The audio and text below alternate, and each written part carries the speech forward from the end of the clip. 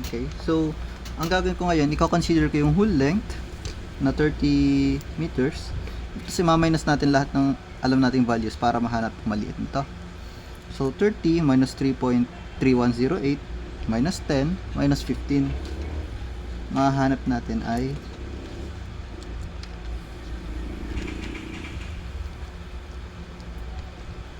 yan, 1.6892. Okay, ha? Yan nga ba? Yan na.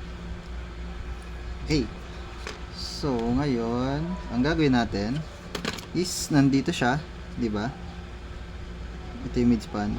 Mag-moment tayo dito sa pinili nating partner ni resultant, which is yung 12 kN. Okay, so andito yung tok-tok natin dito sa point nito.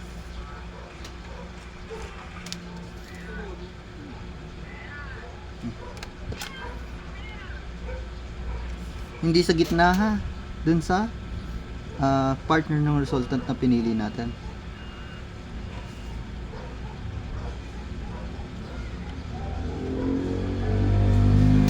Yan. So, dito kay 12 kN, dito. Okay? So, ngayon, hanapin natin yung value nito. So, ang A natin is yung distance dito, papunta dito sa gitna, which is 3 point, sige, type ko na lang siguro, 3.3108 plus yung 10, ito, kasi, palito yan, diba? Ito yung A natin, itong dalawa, plus 10, times natin dito sa B na, ito, 15 plus ito. So, 15 plus 1.6892 all over yung L natin, yung overall length. Pwedeng pag-plus-plusin mo yan lahat or tingin na lang tayo dito sa dito, which is 30 lang. Makukuha natin is 7.4049. Okay?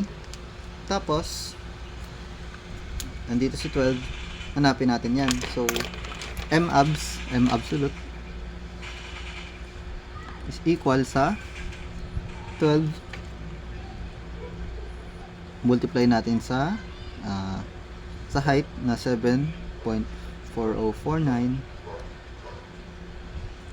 plus asan si 10, ito, tapos meron siyang x na ito kasi yan, di ba?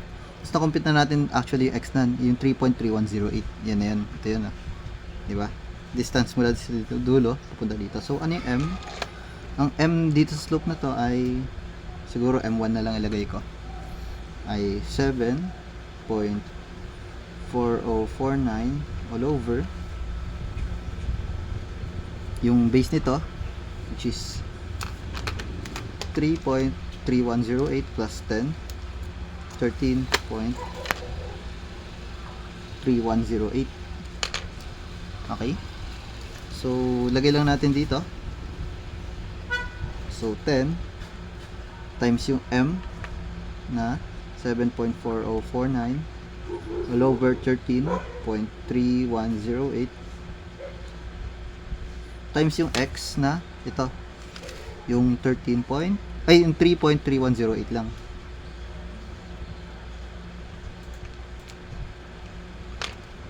Plus yung 15 na may slope na compute natin M2 kasi iba na ang slope dito sa slope dito.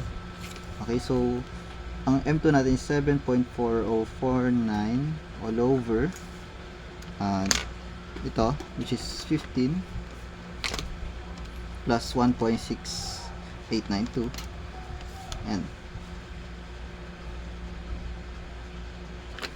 so 15 ito 15 times yung height nitong triangle nito, ito dito is ito raw, ay slope pa lang yan, 7.4049 all over 16.6892 times yung x, ang x is distance dito papunta dito, which is ito, na-compute na natin, 1.6892. Medyo mahirap yung absolute. Ayoko rin nan. So, type ko lang sa calculator yan.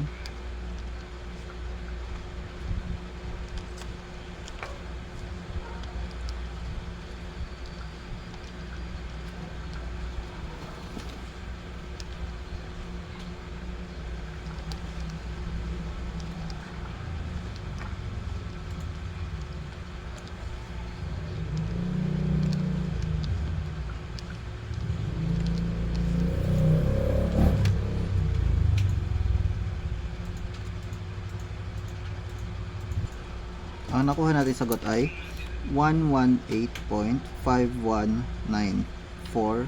kilonewton meter. Okay, so yan na ba yung final answer? Hindi pa, kasi pwede nating i-check what if yung partner ng resultant is itong 15. Okay? Pero usually naman, ang lumalabas dyan is yung pinakamalapit talaga sa resultant. Pero for the sake of practice, try na rin natin. Oh boy. Wait lang. Nawala. So, mangyayari, dapat, ang partner natin is 37 and 15, andito sa gitna yung magiging reference point natin.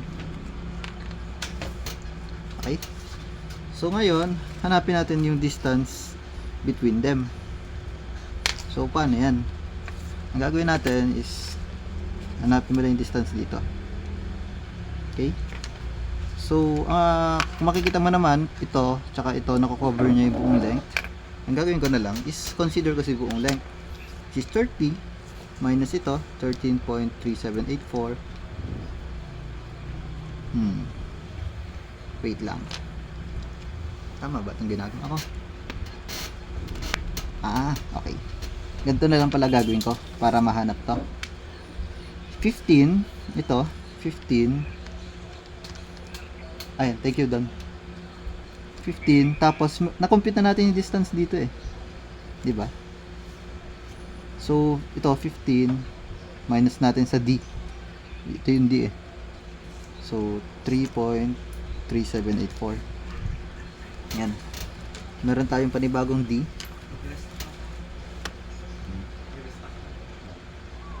Na 11.6216 or yung D over 2 na 5.8108. Okay? So, gagawa tayo ng panibagong influence line. Kasi yung influence line dito is para lang specifically kay 12 kilonewton. So,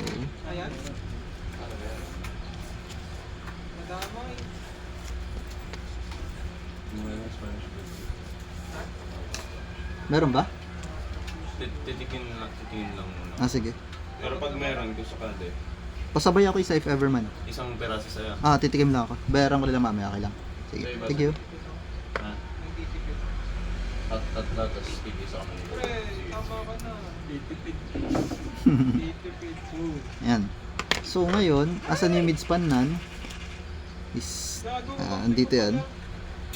So, merong 15, 15. Kalahati lang ito. Okay? So, ilalagay natin yung gitna nung resultant tsaka nung isang point dito sa midspan. Ayan. So, ibig sabihin pala, andito si 15 kilonewton.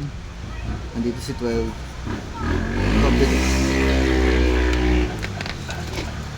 Umulan.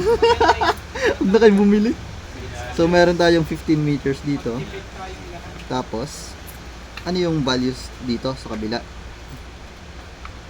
Senyales. Okay, so, paano nga ba? Di ba na-compute natin to? Meron tayong D over 2 dito.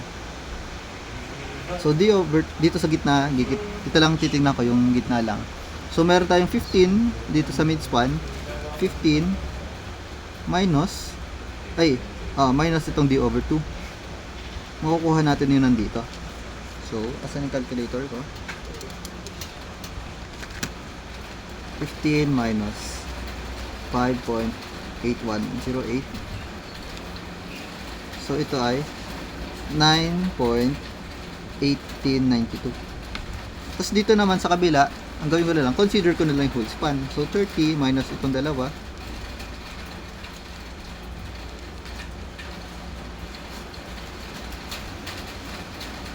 5.8108.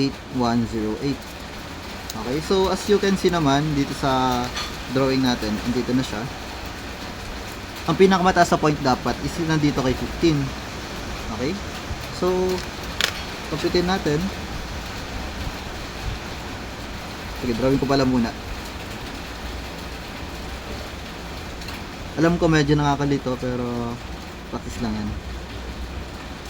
Tandaan, yung gitna nitong resultant tsaka yung napili mong partner niya, yun ang ilalagay mo sa midspan. Yung gitna nila. Tapos, ayan, ganyan na lang. Okay? So, ang A natin is ito. 'Di ba meron tayong formula na A, B over L. So, ang A natin is 15 plus ito, 5.8108 times ito, yung B, 9.1892 all over yung L natin na 30. Kakaroon tayo ng 6.3749. Okay? Next natin, hanapin natin yung slope dito. O nga pala, tinan mo, si 10 kN masyado na malayo. Okay? So, hindi na natin sasama yan. Saka kita naman dito, 15 plus 10 is 25, plus 15 plus itong 5.8108 is 20.8108 lang. So, talagang lalabis na si 10. So, wala na yan. Okay? So, hanapin lang natin yung X. Ayun, no? 15 dito, tapos dito si 12. Hanapin natin yung X nan, which is yung 5.8108 lang. Hanapin na lang natin yung slope nito. So, ang M natin, slope is 6.3749. Yung rise, overrun na 20. Ito, pinag-add ko lang itong dalawa. 20.8108.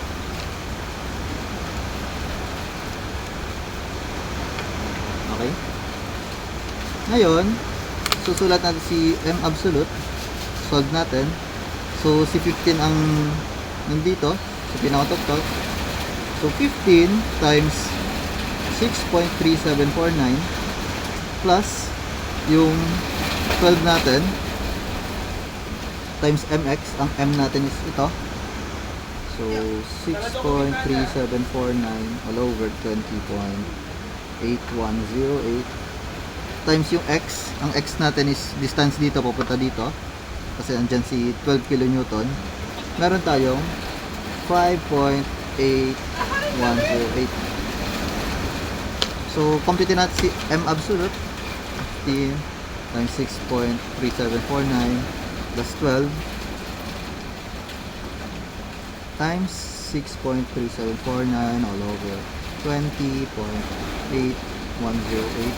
times 5.8108. So, makukuha natin ay 116.9835 kN/meter. So, meaning to say, mas okay pala if titingin tayo sa gitna nung 12 tsaka nung resultant. Kasi mas mataas eh. Ito yun, no? 118. Okay? So, nasa iyo kung gusto mong ipag-partner rin din si resultant tsaka si 10 kN. Pero, ewan ko, feel ko naman mas mababa yan kasi malayo na masyado yung distance ng resultant dito kay 10. Pero, ikaw, kung masipag ka, try mo rin. Pero, ayun. I think ito na naman yung sagot. Yung 118.5194.